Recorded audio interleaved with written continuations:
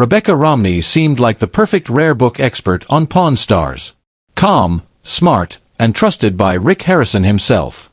But in 2014, everything changed. A stolen book worth $40,000 appeared on the show.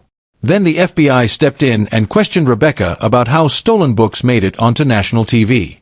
By January 2015, she vanished from the show without explanation. No goodbye, no official statement. Today, we're uncovering what really happened behind the cameras and why the truth was buried for so long. Rebecca Romney was born on April 6, 1985 in the warm desert city of Phoenix, Arizona. Back then, nothing about her life pointed toward rare books or million-dollar manuscripts. In fact, she once joked that old books were boring relics for old men. Her dream was to become a philosopher, or maybe a translator. She loved languages, ideas, and deep conversations, things that had nothing to do with the auction world she would one day dominate. At 18, she went to college thinking she'd spend her life in classrooms. By 22, she had mastered 5.5 languages: English, French, Japanese, Latin, Ancient Greek, and even some Old English. She taught herself by studying for 12 hours a day. She once translated a 300 BC Greek papyrus for a university exam and aced it. Professors were shocked, and her skills would later help her uncover forgeries that could have cost collectors millions. Between 2003 and 2007, she studied philosophy and classical studies at Brigham Young University. While her classmates were choosing safer majors, Rebecca was busy debating free will in 4-hour seminars and decoding ancient texts in their original forms. She took extra classes, pulled off a perfect GPA, and graduated with honors. Her thesis involved comparing 2th-century Greek fragments of Plato's Republic. Nobody knew it then, but this strange mix of philosophy and ancient language was preparing her for something incredible. In 2007, just after graduation, she made a mistake that changed her life. Rebecca applied for what she thought was a basic management job at Bowman Rare Books in Philadelphia. But when she walked into the interview, she realized she'd misunderstood the job posting. It was for a rare book specialist, something she knew nothing about. She almost walked out. Instead, she stayed, admitted she had no experience, and got the job anyway. Her language skills caught their attention, and that was enough. Within months, she was handling books worth more than most homes. A Shakespeare folio from 1623, a page from the Gutenberg Bible, first editions of Isaac Newton's Principia Mathematica. She was thrown into a world where one mistake could cost a fortune. By 2010, just 3 years later, she was promoted to gallery manager in Las Vegas. She was 26. By 2013, at age 29, she became the youngest senior director in the company's history. That role gave her control over catalogs, auctions, and private sales totaling over $10 million a year.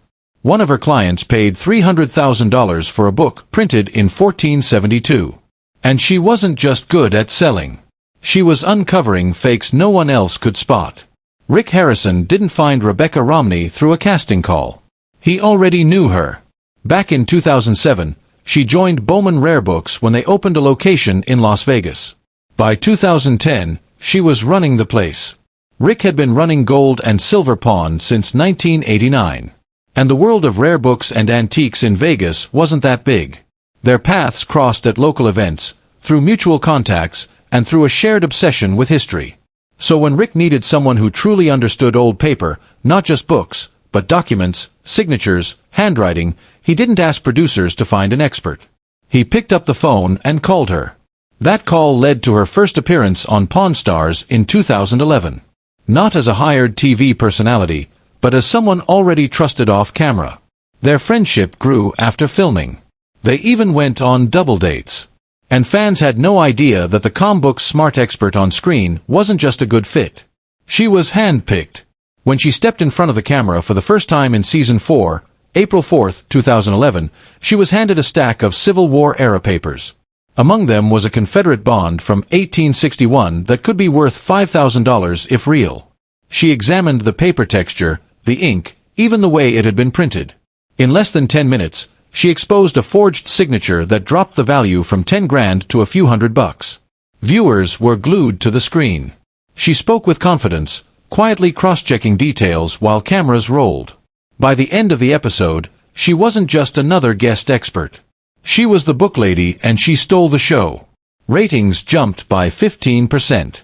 From that point on, if the pawn shop got anything made of paper, books, letters, historical documents, Rebecca was the one they called. Between 2011 and 2020, she appeared in around 30 episodes, with her most active run happening in.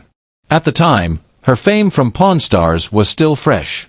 She had been on the show from 2011 to 2015, even once appraising a rare 1507 map worth $1 million. But by 2023, the marriage had ended.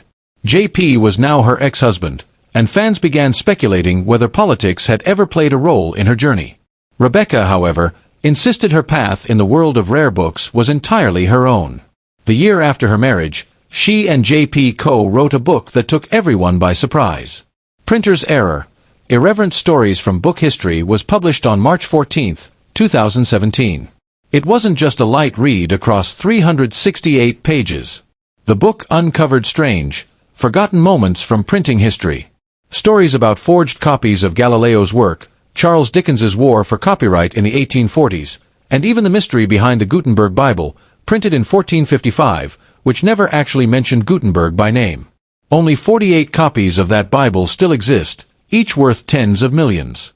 The book mixed Rebecca's real-world expertise with JP's storytelling, and it worked. Critics praised it, sales were strong, and it gave her something few reality TV stars ever manage: a respected voice beyond the screen. That same year, Rebecca was still remembered for her 2013 Pawn Stars appraisal of a $100,000 Shakespeare folio, and JP had just published his own novel, The Monster on the Road Is Me. Together, the project marked a creative high point, but it also became one of their last public collaborations. Despite the public curiosity around her marriage and its political ripple effects, Rebecca has drawn a firm line. She almost never speaks about the Romney name. In a 2023 interview, she said plainly that she's never even met Mitt. The distance, both personal and professional, couldn't be clearer. She has 2 children, but no names or ages are public. And while she keeps the Romney name professionally, fans have noticed how little she's willing to say. In a fan Q&A, she brushed off questions about fame and relationships. The only time her personal life came into focus was during the release of Printer's Error, and even then, it was about the work, not the marriage. She went on to edit a science fiction anthology called Projections in 2020 and made sure the spotlight stayed on the stories, not her. Some believe the silence is a way to avoid political baggage, especially in a world where rare books can bring her into contact with collectors from all walks of life. Rebecca Romney didn't just leave reality TV. She left it with a plan. In 2019, after years on Pawn Stars, she co-founded a rare book firm called Type Punch Matrix in Silver Spring, Maryland. This wasn't just some cute antique shop tucked into a corner. It was a statement. Alongside her partner Brian Cassidy, she built a business that broke every mold in the antiquarian world. Their inventory wasn't just expensive, it was bold. Shakespeare folios, Gutenberg Bible leaves, and titles that weren't just rare, but radical. Within a year, they were selling to elite clients, moving pieces worth hundreds of thousands, even millions. And in a field mostly run by older men, Rebecca stood out, sharp, vocal, and unafraid to challenge the rules. But her rebellion started before that. In 2017, she and Heather O'Donnell created the Honey and Wax Book Collecting Prize. $1,000 every year to women under 30 who had put together the most original surprising book collections. They didn't care how much the books cost. They cared how much they meant. A tattoo artist won in 2023 with hybrid botanical works. A national security analyst won in 2024 with a military-themed set. Rebecca had noticed something unsettling. Women were passionate about collecting but hesitant to call themselves collectors. This prize changed that. Backed by Biblio and Christie's, it gave them visibility, confidence, and a real place in the rare book world. By 2025, it had honored 9 women and inspired countless more. That same year, something else changed. Rebecca released Jane Austen's bookshelf on February 18, 2025. It wasn't just a book. It was a literary bombshelf. It tore into what she called the Great Forgetting. The way women writers who shaped Austen's world were erased from history. Frances Burney, Anne Radcliffe, Charlotte Smith. These women were once best-selling names with print runs in the thousands. Now, most of their work is out of print. Rebecca dug deep, revealing that only 10 to 15% of 18th-century novels by women survive today, compared to 40% for men. She didn't just name the problem. She showed the proof book by book, number by number, and readers listened. The New York Times called it sharp and fearless.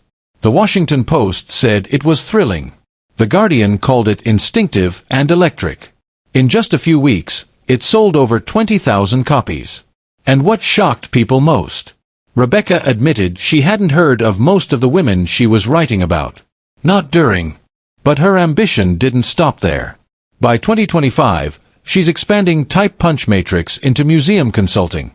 From a humble $100,000 startup in 2019, the company has now appraised over 1,000 rare items worth more than $10 million. One of those was a 16th-century manuscript shown at the Boston Book Fair in 2023. Another was a lightning-fast sale in 2022 when she helped the Lilly Library acquire 2,000 romance novels for $250,000 in just 16 hours, a record in the field. These aren't just business wins, they're statements. Her consulting now focuses on getting overlooked voices into institutional collections. In 2024, she helped curate an exhibit spotlighting 18th-century black writers. Her team in Silver Spring, Maryland, now includes 10 people. If her consulting model succeeds, it could bring in $2 million a year through museum partnerships alone.